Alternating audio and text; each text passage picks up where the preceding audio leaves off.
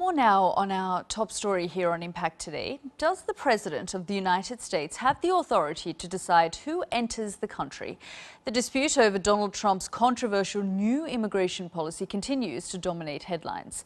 In a few hours' time, a federal appeals court is due to hear arguments on whether to reinstate Mr. Trump's block on people from 7 mainly Muslim countries. Well, let's discuss this further. Congressman Jeff Fortenberry joins us now live from Washington. Thank you so much for joining us here on the program. You've said, from my perspective, I believe it's reasonable to pause and review our refugee policy from dangerous parts of the world. I just wanted to understand what you meant by that. Well, we have to balance two considerations. There's two principles at stake here, and they're both essential principles. The first is keeping America generous and also keeping America safe. And I think as we work toward a balanced policy, as we look forward to continuing a robust and generous immigration stance, which is a part of the character of America, nonetheless, the key principle is ensuring that America is safe. And so when you have chaos at your border or you have uncertainty in immigration and refugee policy, I think it's reasonable to pause and consider potential problems that could exist in terms of letting someone slip through who could cause damage to our country.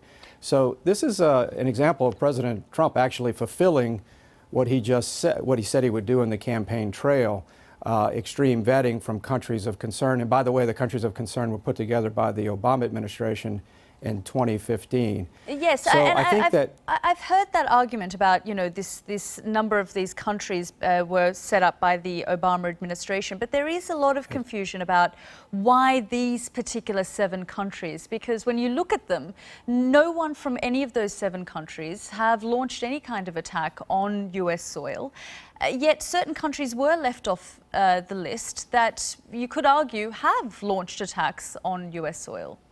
Yes, it's a fair point, and that's why I think you have to go to the actual criteria, which I believe the executive order is built around, again, building upon the Obama administration's list. In these countries of concern, there's an extremely difficult process of governance. It's hard to know who is coming, who is going, and where people have come from themselves. And so when you have a collapse of basic governance systems, the process of vetting becomes even more difficult. And I think that the first consideration, though, for the international community is to try to ensure that all governments around the world are actually creating the conditions in which human life can flourish and communities are protected. And when that breaks down, the international community should have robust humanitarian considerations as well as place people, when necessary, in proximity to the places they're having to flee so that they can potentially return to their homeland without being uprooted from their culture and traditions. These are what we are calling safe zones.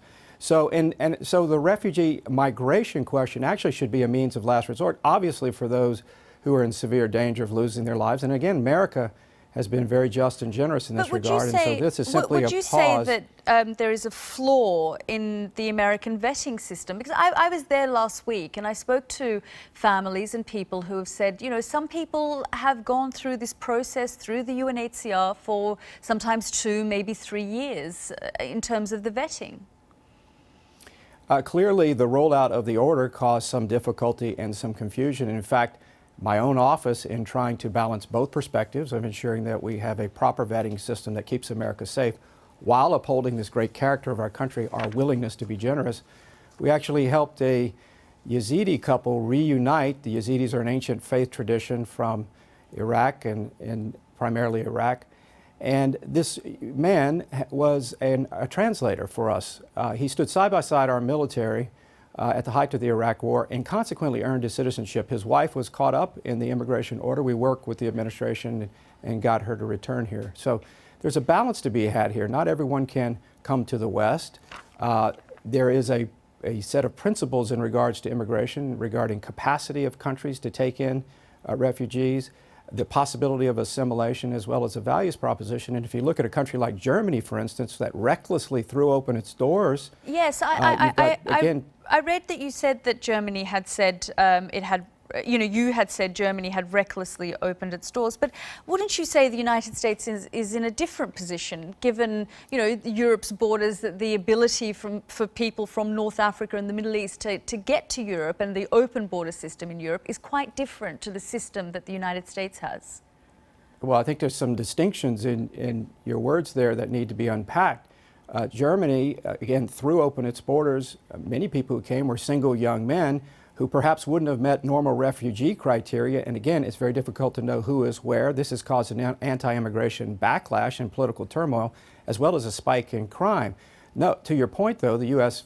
System of vetting is very robust. That's why this is a pause, to ensure that the 7 countries of concern, that we aren't unwittingly letting someone slip through the system that could do us harm.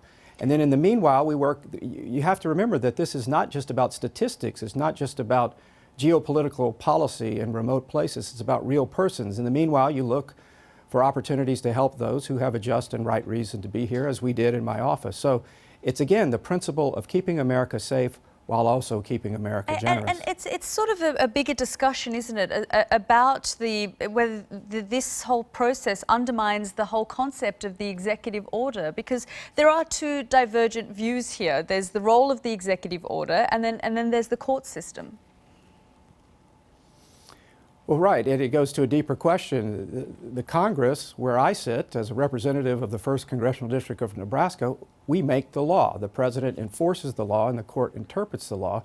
The President has discretion in how he is going to implement certain laws, and this is an area of discretion that I believe he has. The court system will interpret that quickly, but obviously our system can get messy.